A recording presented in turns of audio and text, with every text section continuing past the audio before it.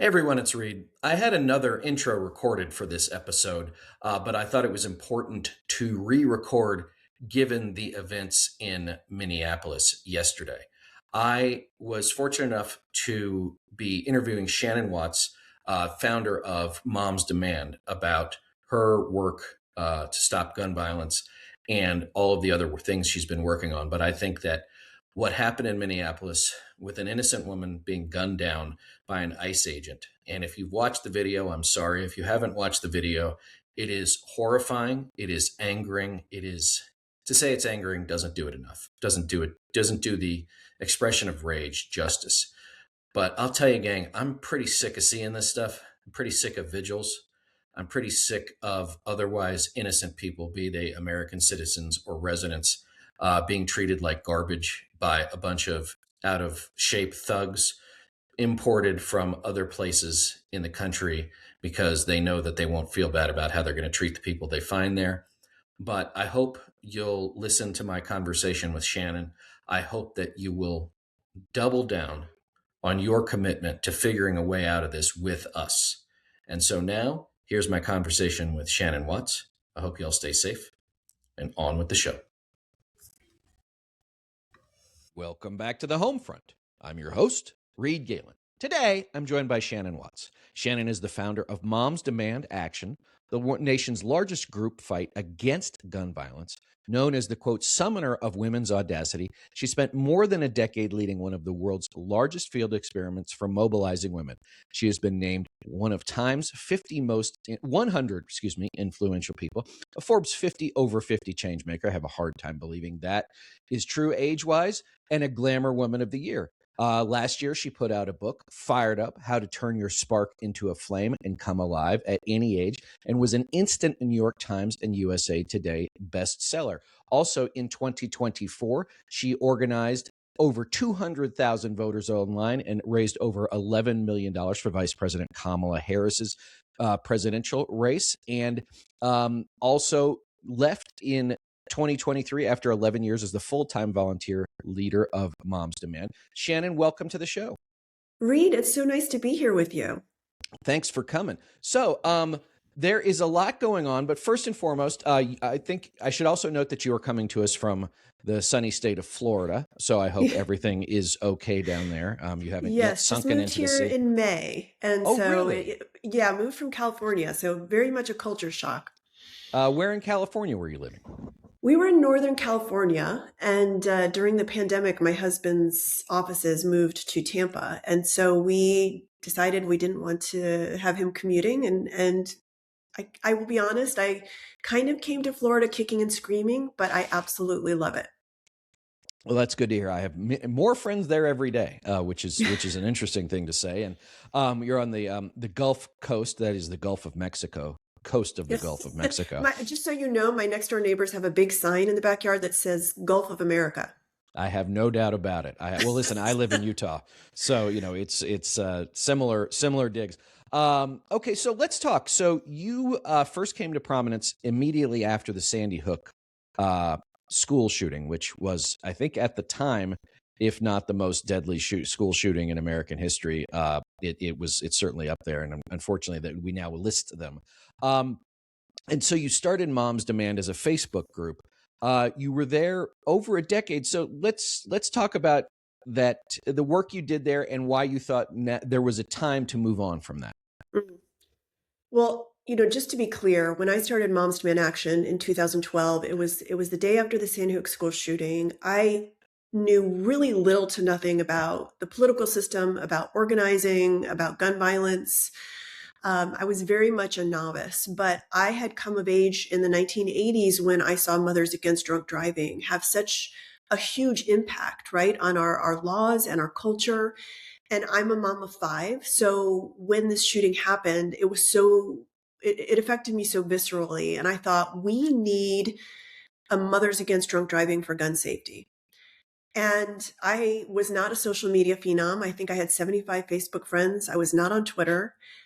All I did was create a new Facebook page. And when I tell you it went viral, it was really one of the first things to go viral. And I think within a week, I was on the cover of USA Today. because so many other women and mothers in this country had the same idea after that shooting, which was it's time for us as a voting bloc to stand up to what had become the most powerful, wealthy special interest in our nation's existence. And I thought, okay, we're just going to have marches and rallies, and surely Congress will act after 20 children and 6 educators are slaughtered in the sanctity of an American elementary school. And yet, just a few months later, I was sitting in the Senate gallery when I watched the bill that was put forward. At the time, it was called the Manchin-Toomey bill, a bipartisan bill to close the background check loophole in honor of what had happened in Connecticut. And I watched it fail. And I realized, looking back, that it was very naive of me to think that it had sort of a snowball's chance in hell of passing. Mm-hmm. But it was that failure that prevented us from going back to our normal lives. But I also think it ended up being important because had that passed, I don't think we would have continued. Instead, we pivoted and started doing the work of gun safety policy work in city councils, in school boards, in state houses, right? Realizing that we would have to lay the foundation so that when we had the right president and the right Congress in place, we could pass gun safety legislation at federal level, which we finally did in 2022, thanks to Joe Biden. And to give them credit, 15 Republican senators who voted in favor of what was called the Bipartisan Safety Act. And so, this is all just to say that I was sort of an accidental activist. I had been a corporate communications executive. I never had on my radar getting involved in politics, but that really ended the day of the shooting. And so now here we are all those years later. And since that, we've had Parkland, we've had Uvalde, we've had so many places. I'm friendly with Fred Guttenberg, who lost his daughter. So tell us, in your mind, again, now that you're not with the organization, now having the benefit of both hindsight and a little bit of distance, what else do you think we can and should be doing? I mean, I'll just tell you that after the shooting of Charlie Kirk, there was also a school shooting that day in Colorado. Yes. And trying to explain to my 15-year-old daughter why things didn't get done, as she was telling me that the new wing of her school has bulletproof glass in the classrooms. Shannon, I'm pretty sick and tired of not having a good answer for her as she looks at me and goes, "What are you doing?" Yeah, I mean, I think the question about hindsight is an interesting one because in some ways the issue of gun safety was the canary in the coal mine for what was coming in this country. That was when we started to see, we would have marches and rallies, many of us moms with little kids at our sides, kids in strollers. And no matter where we were, we would be surrounded by mostly men carrying semi-automatic rifles. And that was really a wake-up call that this was legal in over 40 states, right? To have no background check, no training, and to be able to carry a loaded AR-15 in public, to threaten essentially other Americans and definitely to intimidate them into not speaking out. And those so-called militias, right, which are really just armed gangs, they are something that is a symptom in every nation where we have seen authoritarianism begin to take over. And the NRA, if you recall, after the Sandy Hook school shooting, sort of kept their powder dry, so to speak, for a couple of weeks. And then they came out and said, it was this infamous press conference where Wayne LaPierre, the CEO of the NRA, said, the only thing that stops a bad guy with a gun is a good guy with a gun. And they decided to double down. And we know now in retrospect, thanks to people inside the organization who shared this with media, which is there was a full-on conversation in this special interest about what should we do? Should we come to the middle and give a little bit on background checks so that we can carry on with our agenda? Do we double down and become even more radical? And we know what they ended up doing, right? They did double down. And eventually they went from saying something like open carry was downright weird to saying that it was part of their policy agenda. And what we are seeing in this country is that guns have become an organizing principle, right? They're not just an issue now about the Second Amendment. They are a way to get particularly young men, in the door of a right-wing agenda to kind of get them agitated about this issue, but then expose them to other things, right? Everything from abortion to, um, being anti-women, all of these different things that have become part of the Donald Trump agenda really started with guns. And we know that right-wing extremists have made millions of dollars on Facebook pages and other places by getting young men very energized about the issue of guns. So we're in a place right now where we are on most issues where blue states have good gun laws because that's where we were able to pass over 500 gun laws in the last decade. And red states have very lax gun laws. And it's not a mystery. The data shows that as a result, is more gun violence and more gun death in red states. Now, the legislation that President Biden helped put into law certainly is helping that. But when you have Donald Trump in office, who is so pro-gun, who is so pro-NRA, there is not a lot that can happen at the federal level, but the work is still being done on the ground. And anyone who is interested in this issue should know that they can make a difference as locally as their school board, right? Where we have gotten states to pass laws that require parents to be educated by a permission slip about secure gun storage, right? Most school shooters are students, about 85% of them who have easy access to guns in their homes. So they're very simple, small things that we should be doing to keep building that foundation until, once again, hopefully we have the right president and the right Congress in place.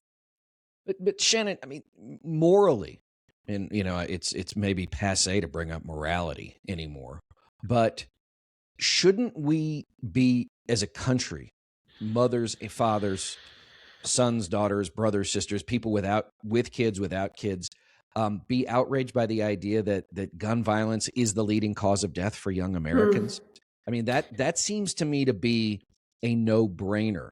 And the things that you're talking about with young men, I want to get to that issue in particular, but also it's such a cultural part of America.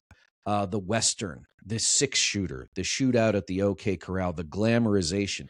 Think about all of the shows on television, right? How many different cop shows do we have to have, right? How many different murder shows do we have to have? It's like they've gotten, it sells, right? So this is, I guess, what they keep doing. And, for all of the, the glamour of Hollywood and it wanting to do the right thing, they're happy to make the next shoot 'em up. They're happy to make the next, whatever it is. And so tell us how you see it, that a country of 330 million people is okay with this.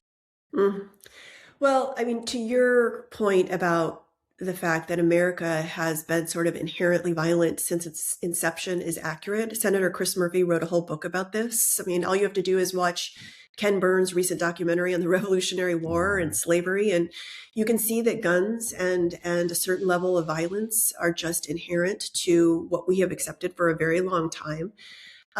And when the Second Amendment was exploited, and that really happened in the 1970s when there was an overthrow of the NRA and the extremists won out, they decided that the gun laws in 1968 were a bridge too far, and they were going to do everything they could to exploit the Second Amendment and to profit from the Second Amendment and to make sure that the Second Amendment somehow represented freedom to half of the American population. And it's also important to remember that the handgun market became saturated. And so what did the gun lobby have to do in order to keep making money for gun manufacturers? That was to normalize semi-automatic rifles, a more expensive product, a less saturated product. And so that's why we're seeing the AR-15 really becoming the main gun in America. And when you put all of this together, it's a recipe for, as you said, having gun violence be the number one cause of death among children in America. No other nation would accept that. No other nation would allow it. Toys are more regulated in this country than guns are. Yeah, remember when we were kids and they outlawed lawn darts because like 3 kids got hit in the head? Right. Yes. I mean, it's a ridiculous example, but it's one that I think about a lot now, Shannon. That was the thing that was going to get all the Gen X kids was the lawn dart. Yes. And I mean, you think about our childhood, and we hid under our desks because we thought that would somehow protect us from nuclear fallout. And Right. yet we have our children hiding in the closets of bathrooms as if that door is going to protect them from the spray of an AR-15. It's ludicrous. And I truly believe the vast majority of Americans believe this is ludicrous and immoral, as you said. But what I have seen over the last decade, and again, this is with hindsight, that is kind of fascinating, but also terrifying. When I started Moms Demand Action, lawmakers didn't really buy into the NRA agenda or propaganda. They did publicly, and they supported them because they were worried they would get primaried. But behind closed doors, senators like Lindsey Graham even would say to us, "You're going to win someday. You just keep at it." I think since then, we have elected a whole crop of lawmakers at the state and federal level who actually have drunk the Kool-Aid, who truly have made guns their organizing principle, and who believe the NRA rhetoric and disinformation. And that's a harder bell to unring. I, I mean, I was going to bring that up, so I'm glad you did. Is that there were members of Congress who I don't know if they're doing it this moment, but would wear AR-15 pins on their Mm-hmm. lapel, and it's such a weird fetish to fetishize an object that exists only to maim and kill. That's its only job. It doesn't have another job. I mean, I guess you could use it to crack a walnut or something, or use it as a paperweight. But that it only has one purpose in life, and that is to take someone else's. Yeah, and the rhetoric that you hear when I've testified in state houses, and when you're in Congress, you hear all of these Republicans saying things like, "Oh, guns are used defensively millions of times in this country," and all of this data that they use, which is created by the NRA, is based on surveys that say also, these telephone surveys that get data like, millions of Americans have also spoken with aliens. Mm-hmm. And somehow that has become sort of this part of the zeitgeist that Right. guns are used all the time defensively, and truly the only thing that stops a bad guy with a gun was a good guy with a gun. When we know, based on actual scientific data, although the NRA put a stop to that data being done at a federal level, we know that a gun in a house means that you are 5 times more likely to be killed or have a family member use that gun to kill themselves. Gun suicide, gun homicide, unintentional shootings, all of these things are an epidemic in this country. And it's not because we're more evil, and it's not because we have higher divorce rates, and it's not because we're on more SSRIs or we watch more R-rated movies. It's not because we are more mentally ill. It is because we have easy access to arsenals and ammunition. That is the whole ballgame.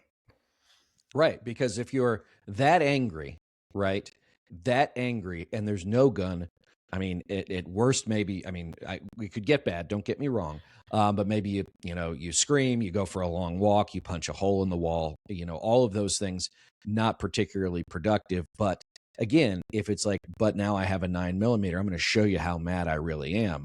And in that moment, right, the whatever rationality we have clicks off, and it's just rage, anger. But I want to talk about, you talk about, the vast majority I have to assume it's north of 90%, even north of 95% of these shooters are young men, and or men generally. And so take us through, in your experience, in your work, how this happens.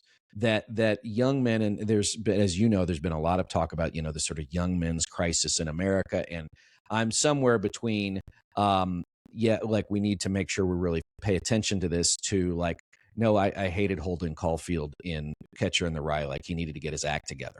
Right. So how have you seen, young men in this country being so willing to pick up a weapon of war and turn it on, mostly, in fact, for the vast majority of the time, almost all the time, innocent children? In almost every shooting situation, a mass shooter situation where it's a young man, very often they are inculcated by gun culture. They've been raised in a family where they have easy access to guns in their home. And sometimes they have been radicalized online. I mean, that is something that's happening more and more in this country. And yet, it's also important to point out that every developed nation is home to disgruntled, misogynistic, disturbed young men. And yet, we have a 26 times higher gun homicide rate than any peer nation. And that's because these men who are angry at women or at the world or at their teachers, whatever it might be, they have easy access to guns. And if it's not in their home, they can walk into, in many states, as soon as they turn 18, a gun store and buy a gun, or even before that, if they buy one from their neighbor or they go to a gun show. And it's really the logical outcome of having 400 million guns and so few gun laws. Well, and I want to go back to the legislative part of this. I'm sorry to jump around on you, but as you're talking, things pop into my head.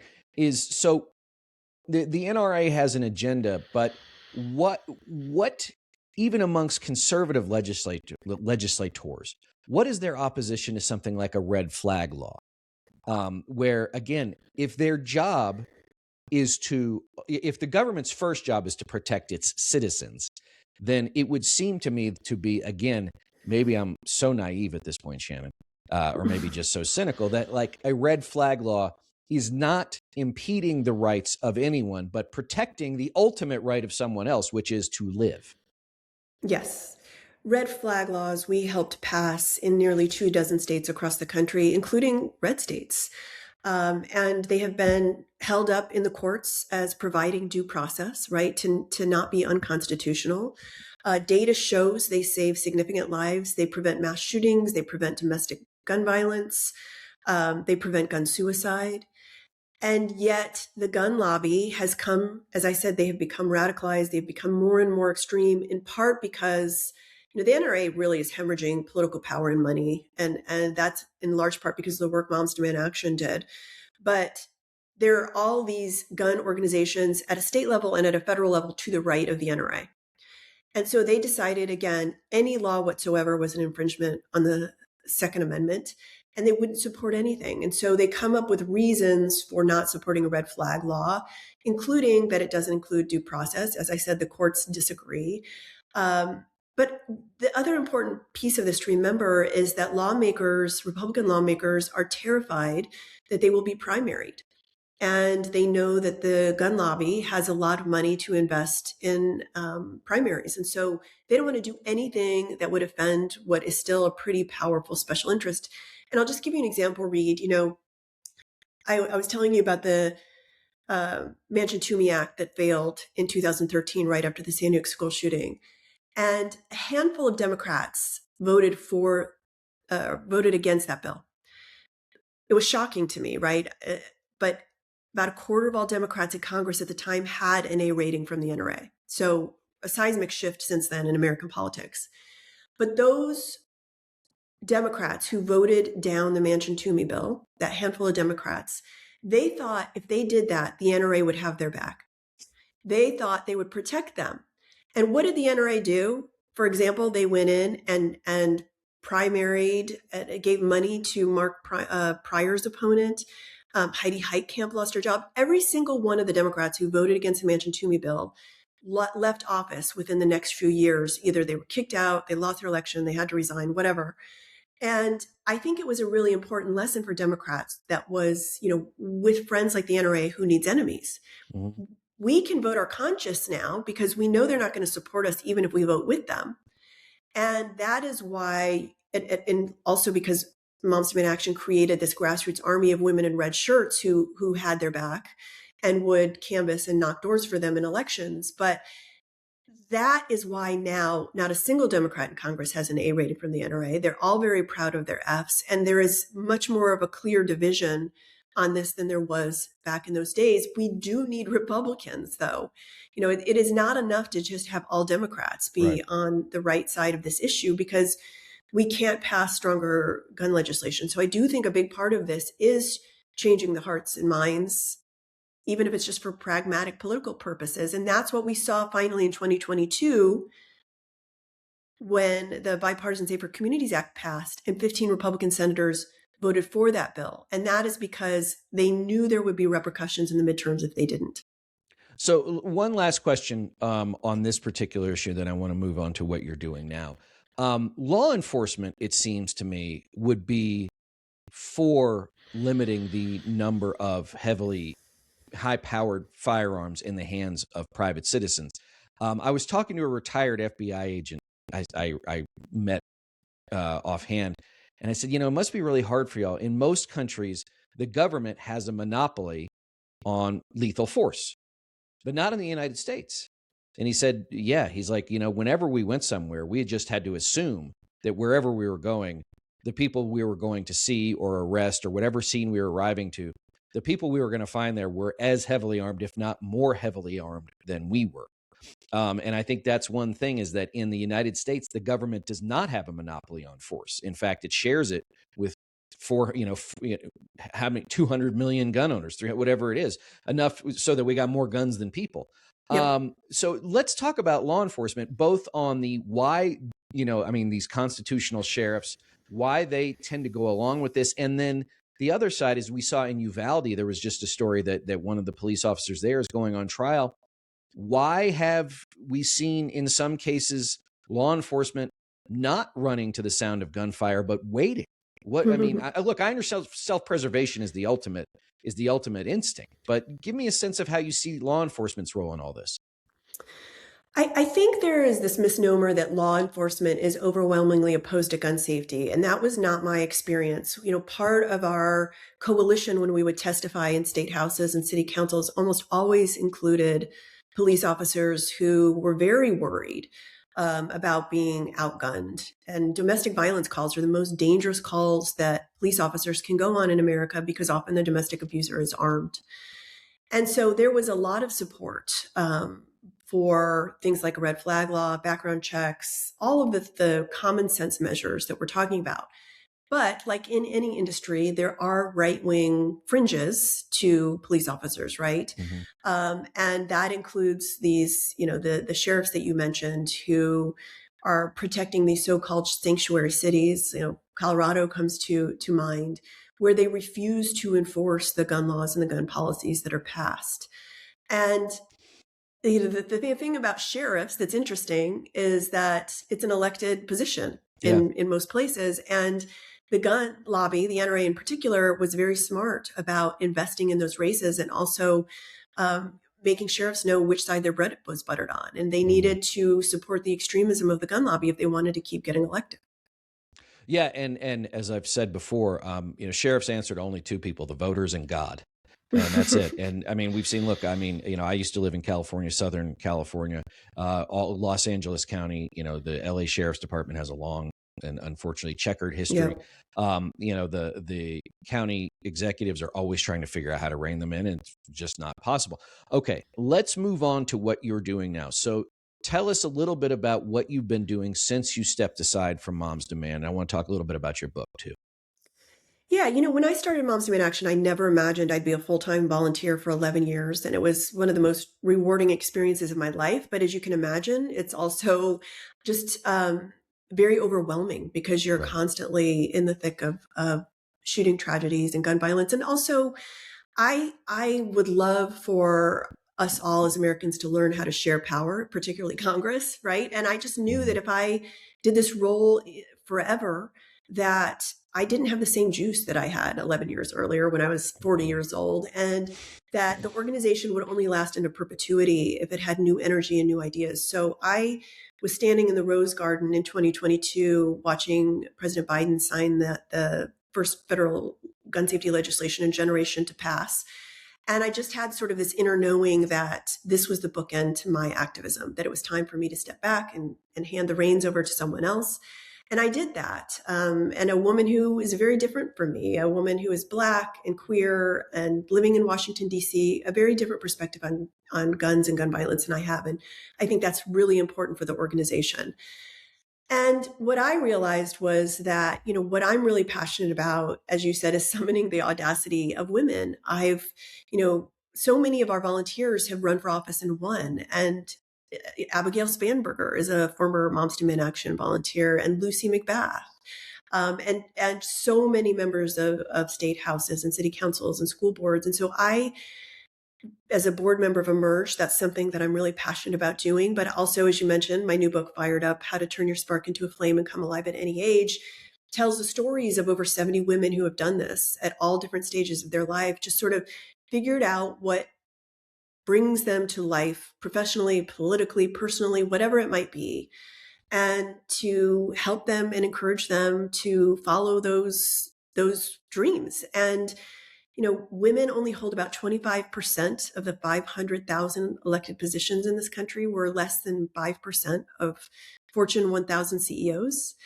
I think it's really important for us to figure out how to pull the levers of power that are available to us. Well, I mean, I have two daughters, and they're like, I'm a guy, right? And so they're just half the time, as they're like, and I'm like, hey guys, like this is it, right? Like is he? This is what you got. This is what you got. Like, they're your age now. They're going to be my age when you're my age. Like, we're not that much different. But I mean, that's the thing that there's and I think a lot of this too is perpetrated. Oh, women are overly emotional and they don't get along and all this other stuff. Like, believe me, I have way more temper tantrums than any of the three women in my house. Right? And I'm far more sensitive. A friend of mine once said, "There's no more delicate thing on earth than the male ego." Right? And I think that's true. As we talked about earlier, in a much darker sense. And so, how do we, I mean, first and foremost, I think that what you're doing is so important because the one thing that I think, having spent so much time now in national politics is that the glitter and gold of Washington, D.C. and federal office often, especially on the left, overshadows what's going on in the states. You mentioned too, I did want to say something, that those members that voted against the bill in 2013, not only are they completely naive, but now they represent all of those red states that no longer have big D Democratic representation. So I think that getting people involved at all levels, right? Because that's the other part too. I mean, I live in a small town. The closer you are to the ground, as far as being an elected official, a politician, the more direct impact you have on someone's life. You can't avoid them. You're going to run into them in the grocery store, at a restaurant, or the gym, or wherever it is. And the decisions a school board makes can have a massive impact on your children's education, how they're taught, what the teachers can and can't do, how all of those other things go. So tell us a little bit about what you've seen so far as you've started this, and what the reaction has been to your book. And I'll tell you this, just for the union, my organization, the vast majority of our state leaders are women. Mm-hmm. I mean, I think we have one or two men, but we are definitely the beneficiaries of women who have been professionals. Maybe they've been moms, but they have taken up the mantle of democracy and decency and go out and do the work. I think that's such an important point, which is that women make amazing organizers. And maybe it's because we organize our lives and our careers, and, we're really good at multitasking. But I think women are the secret sauce to activism, have been all the way since, men decided that temperance was a Christian value and women were allowed to be activists on prohibition, all the way up to the water crisis in Flint, Michigan, right? It's almost always women who are at the forefront, and even more than that, almost always Black women. And, I think what a lot of women realized after Hillary Clinton lost in 2016 was that it was not enough to vote. It was not enough to just be sort of tangentially involved. And Sandy Hook was a big wake-up call too, honestly. But I think we had a lot of regrets. And so when Kamala Harris, and in particular white women, when Kamala Harris became the candidate in 24, I saw such an incredible outpouring of women who were ready to knock doors and make phone calls and give money and do whatever they could to not just get Kamala Harris hopefully over the finish line, but all candidates that were on the right side of the issues that we care about. And obviously that was incredibly disappointing loss at the presidential level, but at the same time, I don't think we can put that toothpaste back in the tube. I think women are awake now. I think they realize you can't just vote, that you have to actually be involved on the ground on the issues that you care about. And something that has come out of my book, which is really interesting, is that, the whole metaphor of my book is fire. And I talk about bonfires and community and how important it is that women are staying connected where they live because of the pandemic, because of how polarizing social media is and politics has become. We need to know our neighbors. And women are creating these bonfires in real life now in 15 states based on my book, where they're coming together to talk about personal, political, professional desires, goals. And, I think that's sort of the gateway drug to running for office or helping other people run for office. Right. And we just don't, as a party, have that infrastructure on the ground. And I'm hoping that this will contribute to that. Okay. So tell us about your experience with women getting together in the wake of your new book. I think it's so important for people, women in particular, to know one another, to know their neighbors, to be involved in their community, to understand what issues are important and are being considered. And in many ways, once you bring those women together and they figure out what are their personal, political, and professional desires, it's kind of a gateway drug to get them politically active. At a very local level, which is, we talked about earlier, really where we can make the most difference right now, but also to run for office, given that men hold about 75% of the 500,000 elected positions in this country. As the saying goes, if you don't have a seat at the table, you're probably on the menu. And right now, women are on the menu. As we have seen, unfortunately, yeah. So, all right. Well, first and foremost, I want to thank you so much for sharing some time with me today. Where can our viewers and listeners find out more about what you're doing, your work, and if you dare still to tread on social media, where we can find you? I do. I'm on most platforms at Shannon R. Watts. And you can also go to shannonwatts.com and find out more about the bonfires I mentioned and all of the things I'm up to. Well, that's great. As always, gang, you can find me on Twitter, all of them at Reed Galen, unless it's Instagram, and then it's at Reed_Galen USA, and over at Substack, The Home Front. Shannon Watts, thanks for joining me. Thank you so much for having me. And everybody else, we'll see you next time. Thanks again for listening, everybody. I hope that you will go to Substack.com and sign up for The Home Front today. I also hope that before you leave here, either Spotify or Apple or whatever podcast you listen to us on, that you'll rate us 5 stars and share this.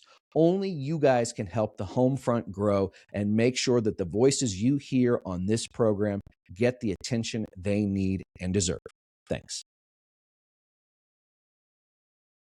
Hey everyone, it's Reed. I had another intro recorded for this episode, but I thought it was important to re-record given the events in Minneapolis yesterday.